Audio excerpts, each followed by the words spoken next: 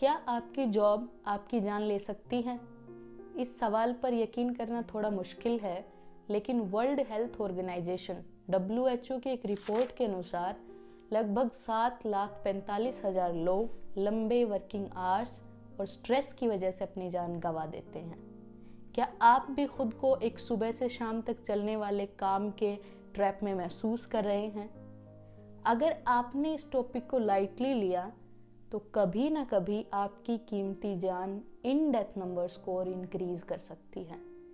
अगर आप खुद को इस ट्रैप से निकालना चाहते हैं, बचना चाहते हैं, तो आइए देखते हैं कैसे आप ये कर सकते हैं।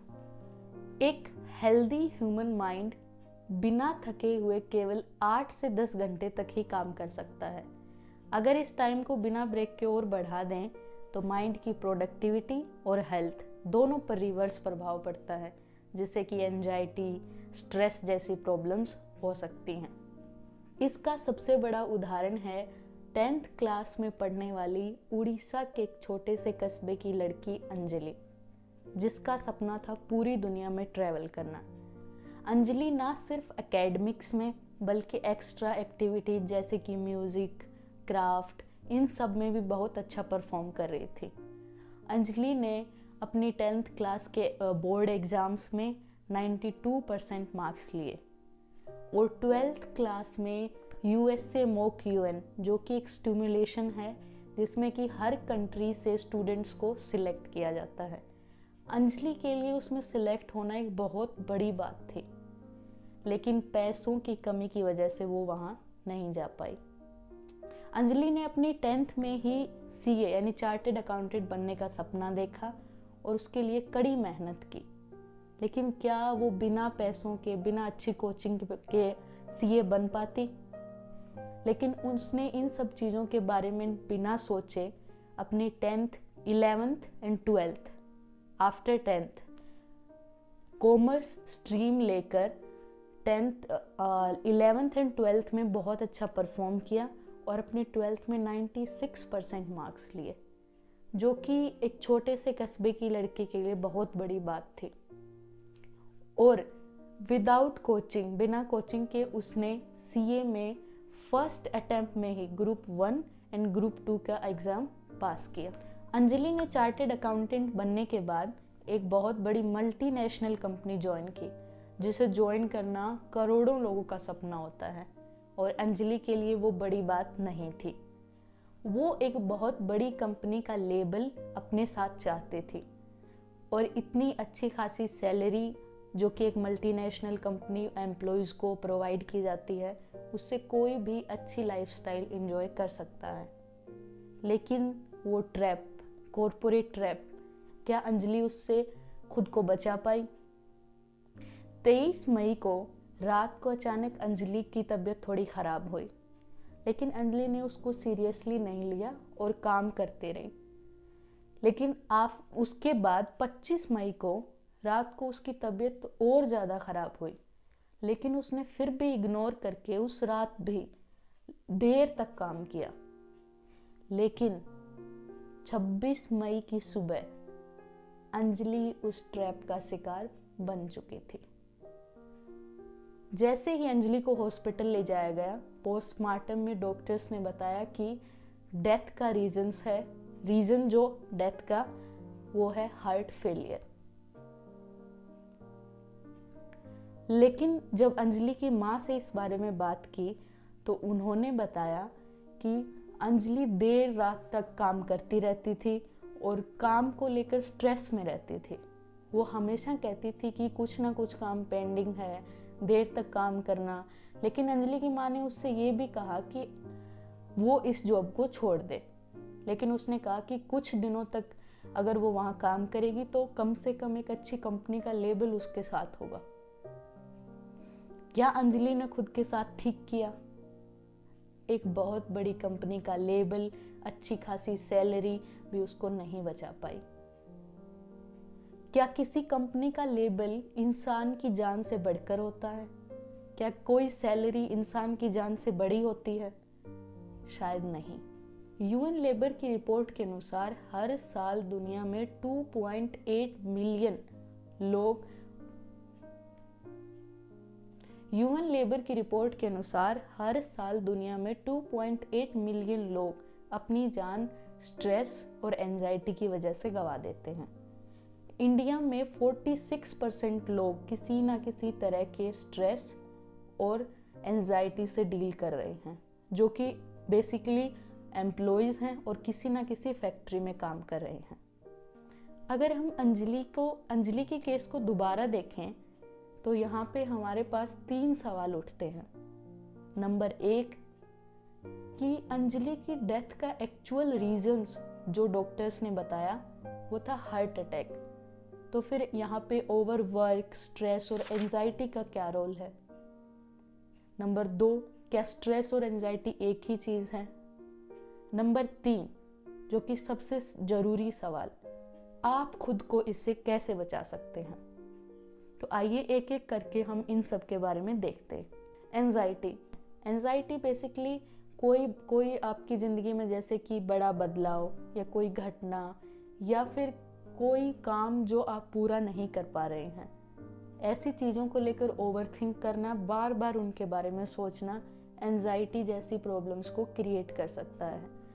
वैसे तो एंजाइटी नॉर्मल है, किसी भी इंसान को डेली लाइफ में एंजाइटी या चिंता हो सकती है, लेकिन बार बार अगर एक बार जैसे 2 बार 3 बार आप उसी चीज़ को सोच रहे हैं तो कहीं ना कहीं आगे जाकर ये एक मेंटल हेल्थ इशू बन सकता है, जो कि मेंटल हेल्थ प्रॉब्लम है। एंजाइटी होने पर एंजाइटी बेसिकली स्ट्रेस हॉर्मोन्स को रिलीज करती है बॉडी में, जो कि हार्ट की जो मसल्स हैं उनको ट्रिगर करते हैं और जिसकी वजह से हार्ट में ब्लड फ्लो इंक्रीज होता है और इवन हार्ट फेलियर भी हो सकता है, जैसा कि अंजलि के साथ हुआ। अब हम ये देखते हैं कि स्ट्रेस और एंजाइटी आपस में कैसे अलग हैं, और यहाँ पर ये समझना भी ज़रूरी है कि ना कि स्ट्रेस एंजाइटी, बल्कि कई बार हम स्ट्रेस या एंजाइटी को एज अ फियर भी ले लेते हैं, जबकि फियर एक अलग चीज़ है। एंजाइटी को हमने देखा, और स्ट्रेस जैसे कि किसी काम के टाइम पर ना पूरा होने पर, या फिर जैसे कि कोई आपकी ज़िंदगी में अचानक से बड़ा बदलाव हुआ तो आपको उससे, या कोई काम पूरा नहीं कर पा रहे हैं तो उसके लेकर ओवरथिंक, बार बार विचार आ रहे हैं, वो एक स्ट्रेस हो सकता है। और फियर को जैसे हम एक एग्जांपल से देखते हैं, जैसे कि एक हाई स्पीड कार आपके सामने आ रही है, तो आप एट द मोमेंट क्या रिस्पॉन्स होगा आपका? जैसे कि हार्ट रेट इंक्रीज हो सकती है, वो एक फियर है। स्ट्रेस जो है वो एक बॉडी में फिजियोलॉजिकल हैपनिंग है, जैसे कि हार्ट रेट इंक्रीज, और स्ट्रेस की वजह से कई बार आपको मसल पेन भी हो सकता है। हम नॉर्मल लाइफ में सोचते हैं कि हमें बॉडी पेन हो रहा है, कई बार पेन इन द शोल्डर, जैसे जॉइंट्स में पेन होता है, तो हम उसको नॉर्मल पेन, जैसे नॉर्मली भी वो पेन होता है, लेकिन कई बार वो स्ट्रेस की वजह से हो सकता है। अब हम ये देखते हैं कि स्ट्रेस और एंजाइटी रिलेट कैसे करते हैं आपस में।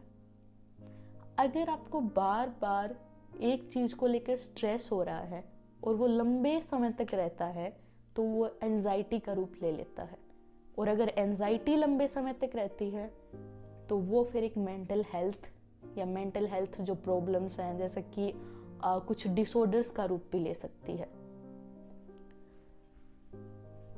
अब सबसे जरूरी सवाल कि आप खुद को इससे कैसे बचा सकते हैं। किसी भी ट्रैप से निकलने के लिए सबसे जरूरी चीज है कि आप उस चीज को समझें पहले।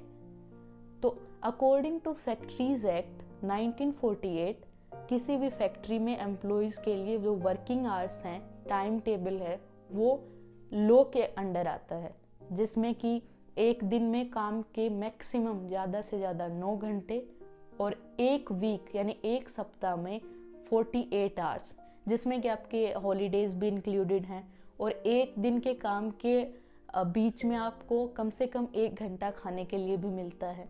अगर कोई भी एम्प्लॉय एक्स्ट्रा वर्क करना चाहता है तो उसके लिए उसको अलग से पे करना चाहिए। कोई भी कंपनीज अगर उसको अलग से पे नहीं कर रही हैं और वो इन आवर्स के लॉ के ज़्यादा देर काम कर रहा है तो वो लॉ के अंडर नहीं है। बेसिकली आपको अवेयर होना पड़ेगा। अपनी मेंटल हेल्थ को लेकर और वर्किंग आवर्स को लेकर।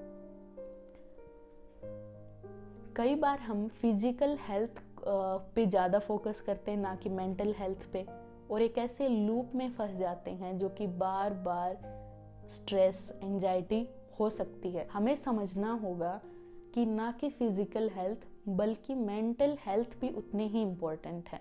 जैसा कि अंजलि के साथ हुआ, वो एक ऐसे ट्रैप में फंस चुकी थी जिससे वो खुद भी अवेयर नहीं थी। ना कि फिजिकल हेल्थ बल्कि मेंटल हेल्थ भी उतनी ही इम्पोर्टेंट है। अगर आप ऐसे किसी भी तरह के स्ट्रेस, एंजाइटी से डील कर रहे हैं, किसी भी चीज़ को लेकर बार बार ओवर थिंकिंग हो रही है, तो आपको ना सिर्फ इसको सीरियसली लेना चाहिए बल्कि जल्द से जल्द किसी साइकेट्रिस्ट या फिर किसी साइकोलॉजिस्ट से ज़रूर कंसल्ट करनी चाहिए। बिकॉज जैसे कि बॉडी इम्पोर्टेंट है वैसे ही माइंड इम्पोर्टेंट है। बिकॉज जैसे बॉडी हमारी इल हो सकती है, बीमार पड़ सकती है, वैसे ही दिमाग भी इसी का हिस्सा है और वो भी बीमार हो सकता है। आपको बिना किसी के बारे में सोचे स्ट्रेस और एंजाइटी को सीरियसली लेना चाहिए। हो सकता है कुछ दिन के लिए आप अगर थेरेपीज लेते हैं, 1 या 2 दिन के इवन ट्रीटमेंट में भी आप अच्छा फील कर सकते हैं।